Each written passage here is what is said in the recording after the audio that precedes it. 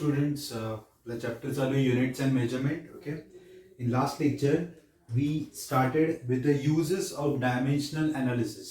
Okay, and we finished the first use to check the correctness of given physical equation. Okay. Now we will go ahead and we will study today the second use or second application, that is to establish the relationship between related physical quantities. Okay, so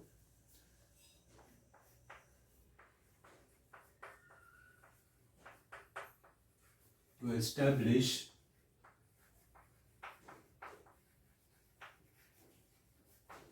relationship between related physical quantities.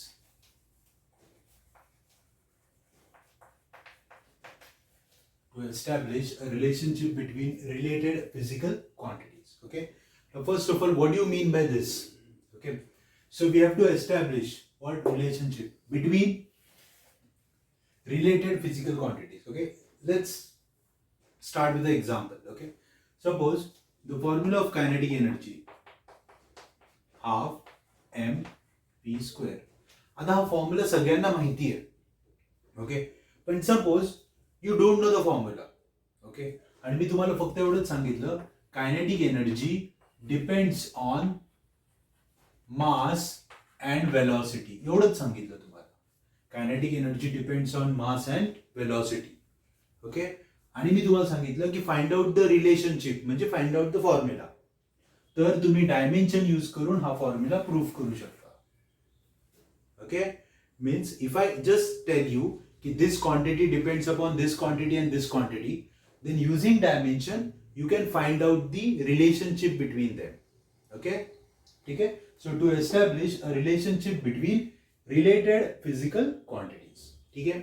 आता हे example मी का दिलं कारण हे familiar आहे खूप. Okay, आपण तुमच्या बुक मधले एक्झाम्पल सॉल्व्ह करू. Okay, now listen example.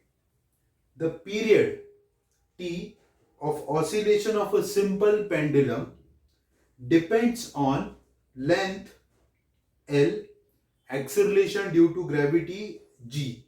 Let us derive the relation. हा प्रश्न आहे. आता हे जे इक्वेशन आहे हे 12th स्टँडर्ड मध्ये आहे. ओके, सो तुम्हाला हे 11th स्टँडर्डला हे इक्वेशन शिकून झालेलं नाहीये, पण डायमेन्शन आपल्याला लिहिता येतात. So we can derive a relationship. Okay, so question मी इथे शॉर्ट मध्ये लिहितो. पीरियड, पीरियड म्हणजे काय? टाइम.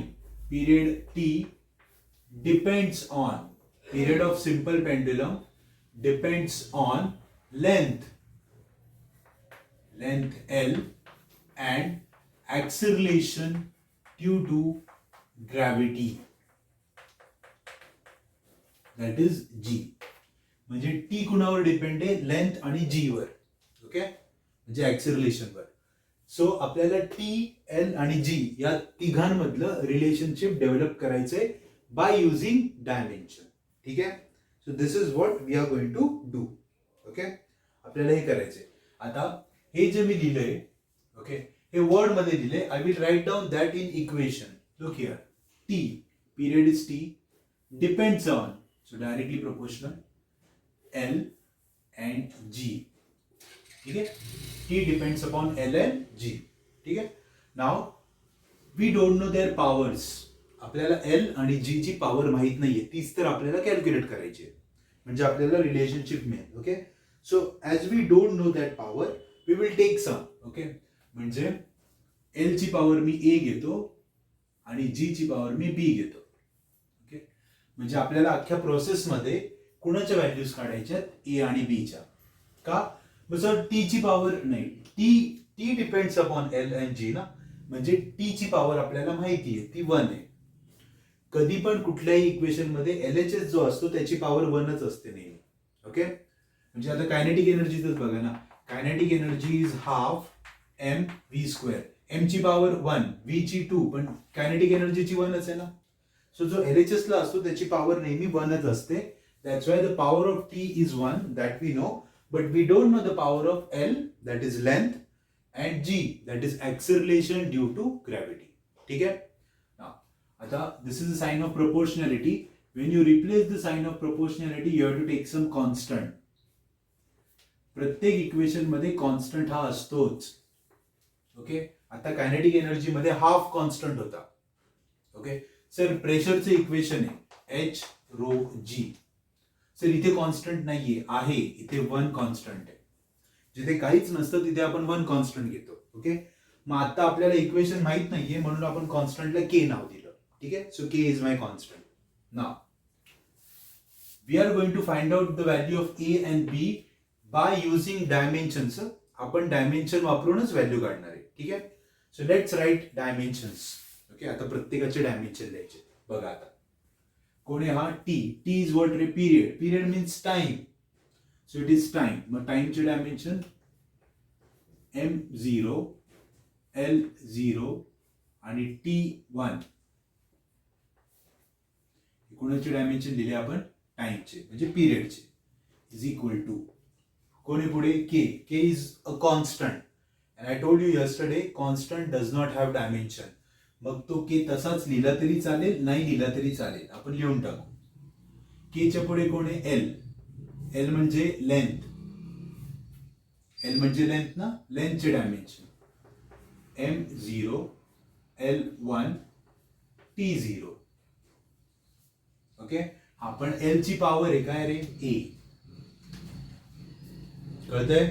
ओके. त्याच्या पुढे कोण आहे? G. G is what? Acceleration due to gravity. G कोण आहे? ऍक्सिलरेशन ड्यू टू ग्रॅव्हिटी म्हणजे ऍक्सिलरेशन ना. मग त्याचे डायमेन्शन m0 L1 T-2 आणि त्याची पॉवर आहे बी. ओके. ठीक आहे. सो काही नाही केलं मी, जे इक्वेशन होतं त्याच्या खाली डायमेन्शन्स लिहिले. Okay. Now I am not going to disturb my LHS. LHS ला हात लावायचा नाही. ओके. कारण LHS मध्ये तीनच टर्म आहेत MLT. Now try to solve this. K m⁻². चला a into 0 0 l⁻² a into 1 a t⁻² a into 0 0. ठीक आहे. चला पुढची term 0 into b 0 1 into b b -2 into b. ठीक आहे. सो पॉवर्स मी मॅनेज केल्या. ओके. आता या दोघांमध्ये काय आहे? मल्टिप्लिकेशन आहे. बेस सेम आहे, powers get added. So come on. K M इथे 0 इथे 0 सो 0 एल ए आणि बी मल्टिप्लिकेशन मध्ये powers get added. So L ची पॉवर आली a प्लस बी. आता T 0 plus -2b. Got it? Okay. So we have solved the RHS. Okay. RHS मध्ये दोन टर्म होत्या, कधी कधी तीन असतात. किती असू देत सॉल्व्ह करा आणि एकच टर्म तयार करा. आता मी LHS पण लिहितो. बघा इकडे m⁻0 l⁻0 and t⁻1. Okay. So this is my LHS, this is my RHS. Okay. आता नीट बघा, ते k चं टेन्शन घ्यायचं नाही कारण k कॉन्स्टंट आहे. ओके. आता इकडे MLT, इकडे पण MLT. Fine. Okay. Now look at their powers. 0 0 0 a plus b 1 -2b. Okay. पण दोघांचे बेस सेम आहेत म्हणजे दोघांच्या पॉवर्स आपण कंपेअर करू शकतो. Okay. So I am going to compare their powers. So comparing LHS and RHS. So come on, compare that. Comparing LHS and RHS, we get. Now what are we going to get? चला powers compare करा. इथे 0 इथे 0 काही problem नाही. इथे L ची power 0 आहे, इथे L ची पॉवर a प्लस बी आहे. म्हणजेच a plus B is equal to 0. कळलं का? बेस सेम आहे ना दोन, पॉवर सेम असतात. आता टी ची पॉवर 1 टी ची power -2b comma -2b is equal to 1 minus 2b is equal to 1. T ला टी बरोबरच कम्पेअर करायचं, टी ला एल बरोबर नाही करायचं. ओके, ठीक आहे. आता सॉल्व्ह करू आपण. So b is equal to 1 upon minus 2. So b is equal to minus 1 upon 2. So आपण b ची व्हॅल्यू काढली. We got value of b. ठीक आहे. ओके, इथे असं करतो. आता a ची काढायची. a प्लस, पण b किती आहे? Minus half. So a minus half is equal to 0. Minus half तिकडे गेला. So a is equal to 0 plus half, that is half. Okay, so जे आपलं टार्गेट होतं ते सॉल्व्ह झालं. We wanted to find out value of a and b. a is 1/2, b is minus 1/2. आलं? Okay, ठीक आहे. आता एक काम करू आपण. याला मी मगाशी लेबल नाही केलं, विसरलो. Equation 1. So I will write here equation 1 becomes. Equation 1 becomes. Okay, so बघा आता काय इकडे t is equal to k l raise to a. a चं काय आलंय? 1 upon 2 and g raise to minus 1 upon 2. Okay, ठीक आहे.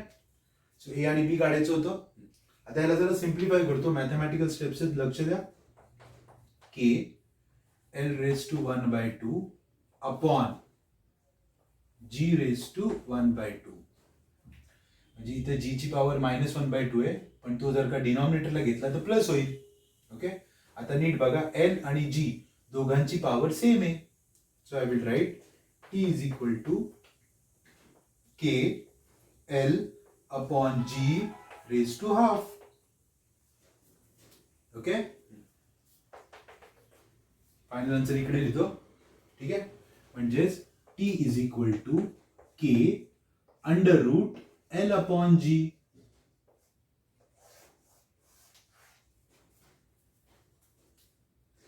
रेज टू हाफ म्हणजे root. Okay, so this is the final answer. मग टी आणि एल जी मधलं हे रिलेशन आहे, म्हणजे एक प्रकारे फॉर्म्युलाच काढला ना. हा, आता तुम्ही म्हणताल सर तिथे के लिहिलंय तुम्ही. ओके, मग कॉन्स्टंटची व्हॅल्यू आपल्याला कशी कळणार? तर कॉन्स्टंटची व्हॅल्यू डायमेन्शननी कळत नाही. Using dimension you cannot get value of constant. But आता हे मी तुम्हाला सांगितलं ना, हे 12वीत हे इक्वेशन आहे, त्यामुळे मला कॉन्स्टंटची व्हॅल्यू माहिती आहे आणि म्हणून मी ती तुम्हाला सांगतो. That value is 2π. So T is equal to 2π under root L upon G. This is my final answer. Okay, आता तुम्ही म्हणाल सर आम्ही तर 11वीत आहे, आम्हाला कुठे माहिती आहे कॉन्स्टंटची व्हॅल्यू? तर तुमचं उत्तर इथेच संपेल आणि तुम्हाला फुल मार्क्स मिळतील. या स्टेपला एक्स्ट्रा मार्क्स नाहीयेत. हे के ची व्हॅल्यू मला माहिती आहे म्हणून मी तुम्हाला सांगतोय, पण तुम्हाला माहित नाहीये. ओके, दॅट एव्हरीबडी नोज, कारण ते 12th मध्ये. That's why if your answer is till this point it is correct. कॉन्स्टंटची व्हॅल्यू लिहिलीच पाहिजे असा नियम नाहीये.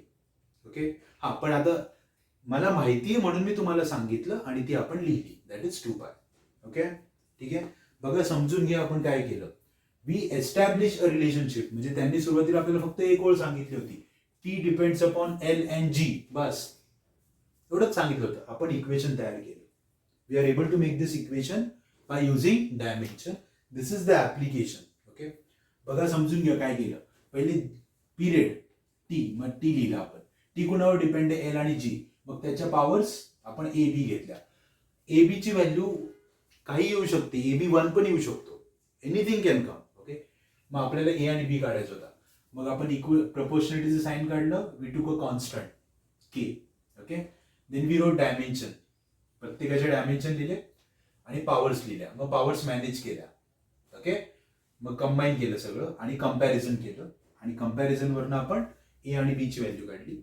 Once we get A and B, then we again substituted those values in equation 1 and we wrote properly. हे पण उत्तरच आहे, पण हे व्यवस्थित नाही. मग मायनस हाफला मी खाली घेतलं, प्लस हाफ झाला. हा पण हाफ एकत्र केलं. रेज टू हाफ म्हणजे रूट. ओके, सो ते सिम्प्लिफाय केलं. ठीक आहे, so you have to copy this letter on. Okay, ठीक आहे. असंच लिहायचं, एक्झॅक्टली एवढंच लिहायचं. You will get full marks. Okay, मी सगळं व्यवस्थित लिहून दिलं तुम्हाला. Okay, so this was the first example from your textbook. There is one more example in your book which is in your examples. ते पण आपण सोडून टाकू.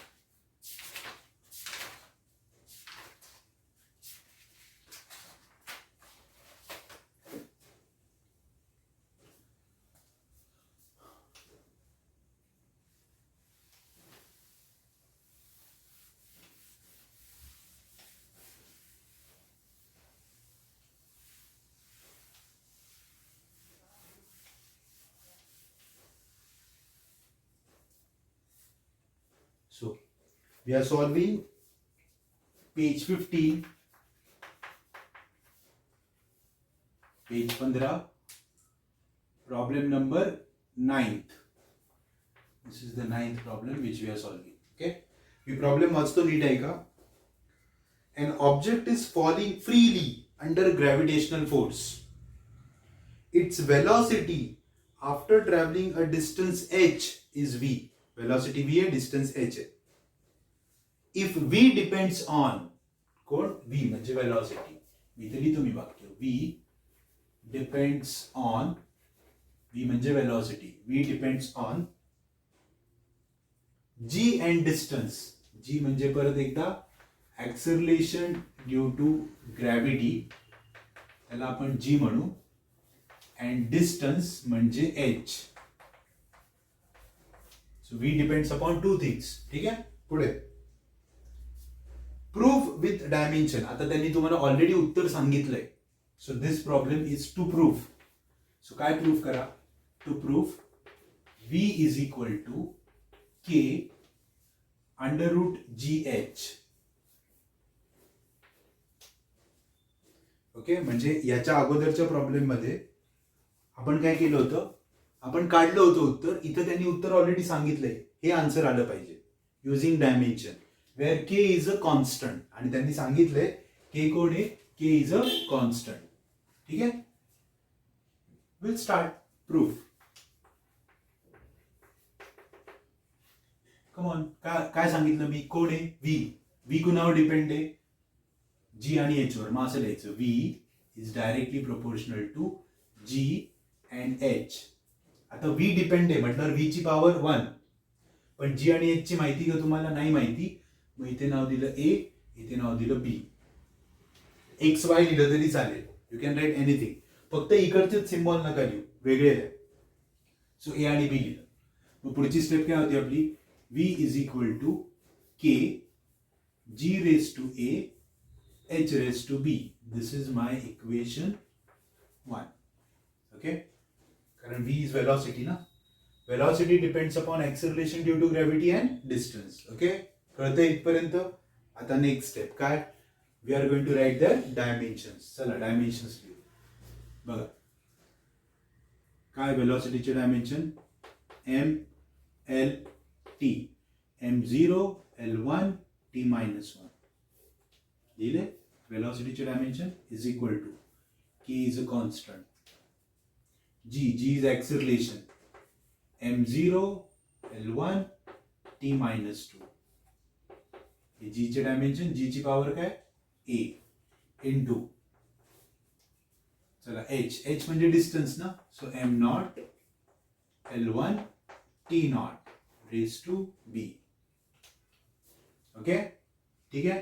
आता काय करायचं? आता मॅनेज करायचं. चला की m raise to 0, l raise to a, t raise to minus 2a. Okay, आता इकडे m raise to 0, l raise to b, t raise to 0. Multiply केलं. आता दोघांना कंबाईन करा. मल्टिप्लिकेशन आहे ना दोघांमध्ये. So powers get added. So k m 0 plus 0 0, l a plus b and t minus 2a plus 0. Okay, similar steps आहेत सगळ्या आपण ज्या अगोदरच्या प्रॉब्लेम मध्ये केल्या होत्या तशा आल्या. आता एलएचएस काय? m not l1 t minus 1 आहे. ओके, बघा इकडे एमएलटी आहे, इकडे पण एमएलटी आहे. So comparing LHS and RHS we get. So compare करा LHS RHS. चला, ओके, कंपेअर करा. M 0 0 काही प्रॉब्लेम नाही. L1 L A plus B म्हणजे पहिलं काय आलं, A plus B is equal to 1. Okay, आलं. T काय -1, इथे T -2 आहे म्हणजे -2A is equal to -1. Got it? केलं कंपॅरिझन. T ला T बरोबरच कम्पेअर करायचं. मग इकडे काय येणार रे, A is equal to -1 upon -2 minus cancel, A is equal to 1 upon 2. आला? टाका इकडे. A किती आला? 1 upon 2 plus B is equal to 1. Therefore B is equal to 1. हा 1/2 तिकडे गेला, -half. So B is equal to 1 minus half is half. आलं? So I got value of A and value of B. जमतंय? Put it in equation. Equation 1 becomes, चला, काय equation 1? Velocity V is equal to K G raised to 1/2, कारण A 1/2 आहे ना, and H raised to 1/2. बघा दोघांच्या power same आहेत, दोघं मल्टिप्लिकेशन मध्ये, म्हणजे मी असं एकत्र लिहू शकतो ना, G into H raised to 1/2. Fine.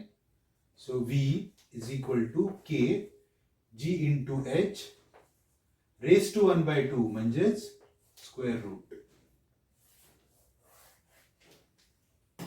कळलं? बघा काय प्रूफ करायचं होतं. V is equal to K under root GH. V is equal to K under root GH. Constant त्यांनी सांगितला नाही आपल्याला, त्यामुळे आपण पण घ्यायचा नाही. कळलं? Okay. So we prove this by using the dimension. फक्त तुम्हाला डायमेन्शन लिहिता आले पाहिजे. ओके. सो अगर जर तुम्हाला डायमेन्शन लिहिता आले, if you are able to write dimensions properly, you will accurately get the relationship. Okay.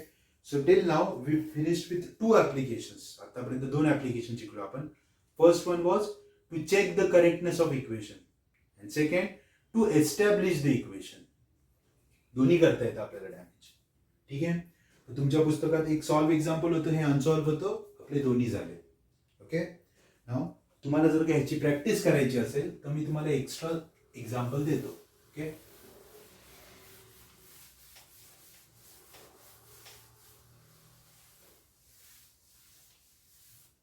दोन एक्झाम्पल मी तुम्हाला देतो. ओके.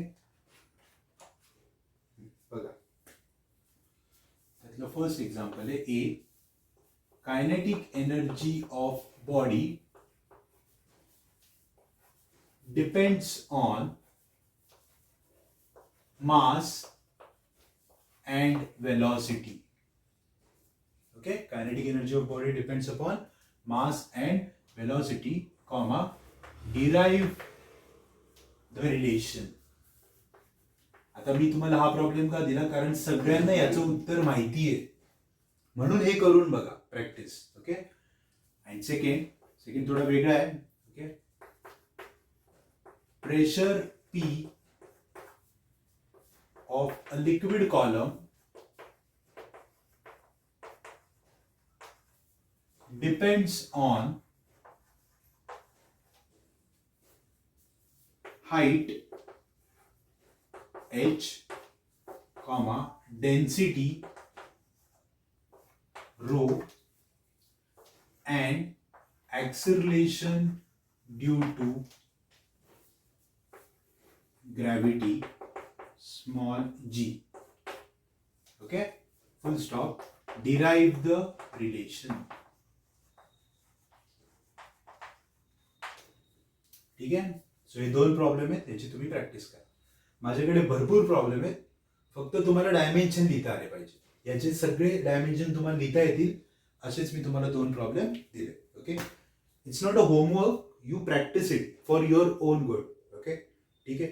नाही तर होमवर्क म्हटलं की तुम्ही कुठनं तरी कॉपी करून पाठवता, तसं करू नका. तुम्ही प्रॅक्टिस करा. याचं उत्तर तर तुम्हाला माहिती आहे, याचं पण मी मगाशी सांगितलं होतं एकदा लेक्चरमध्येच. ठीक आहे. Fine. So Try this. We finished with 2 applications. One more is there that we'll study next time. Okay. Thank you.